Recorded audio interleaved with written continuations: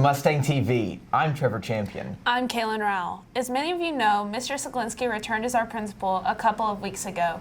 Some of you might still be confused about the whole situation. Kristen Jones, Bradley Davis, and myself interviewed Mr. Siglinski and asked some of the questions we were still unsure about. One of those things that signals that things are back to normal. And so I don't see any significant changes happening. And that's been my goal, is to just get everything back to normal as it was before I left. And I think we're there. There's lots of things to learn, especially when you go through difficult times. You know, probably one of the things that I learned the most is that school goes on without me. And that was a very difficult thing to learn. You know, sometimes your own pride likes to think that, man, this place wouldn't happen if I wasn't here, but it really does. And you guys had to come to school the next day, and your teachers had to show up, and they did a phenomenal job of leading you guys in my absence. But yeah, so that's one thing that I've learned, that whether I'm here or not, this school is going to continue to exist.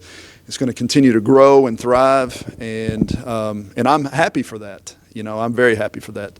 And then I've just learned also that time is very precious to me. And so I've given a lot to this place. And my career has been kind of centered around this school.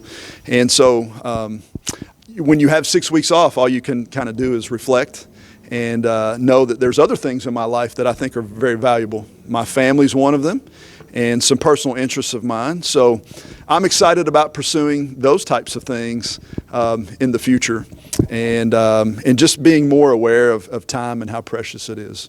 There's probably a day and time where you guys need to hear from me about some of those things. But yeah, probably there's probably a time where we need to get together and just have some discussions about sort of what went on. You know, when that will be, I'm not sure, because school's busy and things are back to normal. But if that's something that you guys think would be necessary, I would definitely entertain it. School is winding down quickly, and the last week of school for seniors is in just 2 weeks. Here's a quick rundown of Senior Week. Monday is a senior service day or job shadow. Tuesday is senior breakfast and senior walk. Wednesday is graduation practice and honors night. Thursday is the senior trip to Six Flags. Friday is graduation practice, and finally Saturday is graduation.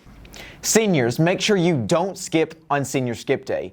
If you don't come to school, your parents have to call, or you have to have a doctor's excuse. Prom will be on the night of May 4th at 8:30 and will last until 11:30 at the Paducah Convention Center. Make sure to buy your ticket, and if your date doesn't go to the school, make sure to get a form from the office. Are you a senior looking to find some volunteer work? Stop by Ms. Clapp's room and you can sign up for community service hours. If you think that's not enough for you, another option that's available is job shadowing. All you need is the signature of the person you will be job shadowing. You can talk to Ms. Clapp for more information. Okay. Congratulations to everyone who placed in the Region 1 State Conference. Caitlin Woodard placed first in journalism. Noah Ellis placed third in political science.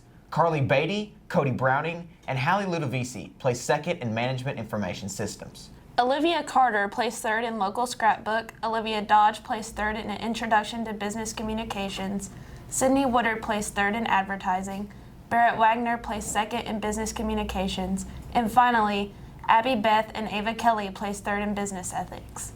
We interviewed Noah Ellis and Caitlin Woodard about their experience.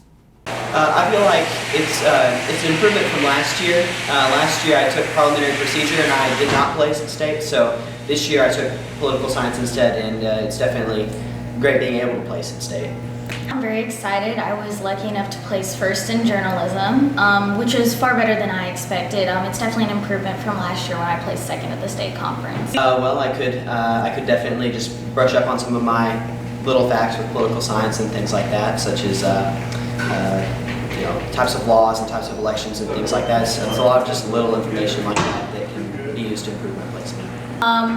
Well, seeing as I'm a senior, the best I can do is hopefully pass on suggestions to underclassmen. I've already recommended certain competitions to juniors. There are a couple scholarships that I think they'd be able to definitely get. So that's the best way I can really help them out.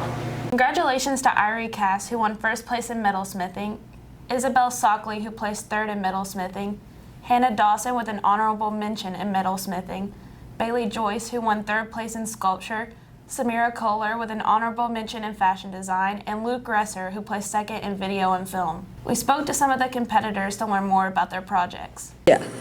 I placed 1st place in metalsmithing with my spoon. It was a really cool experience.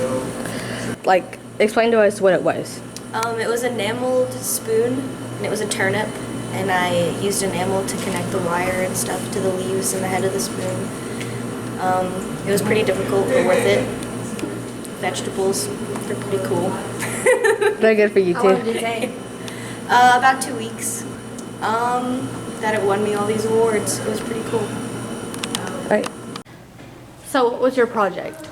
My project was a 3-layer pendant made of copper and silver, and it was like a clock. I really love clocks. I have an obsession with like the old fantasy, like kingdom style, like aesthetic, and I really wanted to do a clock piece at some point, and I finally got the chance to. It took about 2-3 weeks, and a majority of it was waiting for a certain tool that I was missing in order to cut a specific type of piece. I'm really happy with how it turned out. Some parts are a little bit bent, but otherwise, very happy with the outcome. I was kind of surprised that I made it to state, and I placed it state, but it's one of my favorite pieces that I've done, and it's probably one of the cleanest pieces that I've ever done, so I'm pretty proud of it. Congratulations to our STLP competitors. They went to Rupp Arena last week with their photography and films. The Cinemania team, which consisted of Luke Resser, Seth Hawkins, Cade Vos, Jay Barber, Colin Bridges, and Miles Guy, won with their 3-minute movie Detective Wizard. Luke Resser won for feature video, while Luke, Sam, and Seth also won with this public service announcement on opioids. Sam, Seth, and Luke also won for their book trailer for The Giving Tree, and Casper Douglas won for his visual storytelling piece. You can see most of the Media's Club work on YouTube. Just search for MCHS Media Team. Avengers Endgame is hitting the theaters this week as the first showings came out yesterday. Fans are definitely excited to see it. Concluding 22 films, this is definitely the most anticipated movie of the MCU. The movie is said to have a running time of over 3 hours. The film is also featuring Stan Lee's last cameo as he passed away in November of last year. Marvel has advised fans to steer clear of social media this week as people are beginning to leak the movie online. If you haven't already, be sure to get your tickets. We'll see you there.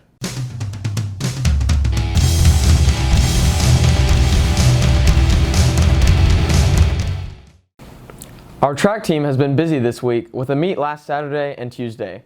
Wes Grogan broke the school record in the mile, and Drippy Mike Helmich won the 2-mile. Thank you for tuning in this week. Make sure to tune back in for our last 2 newscasts of the year. As always, Work hard and be nice. Bring me Thanos!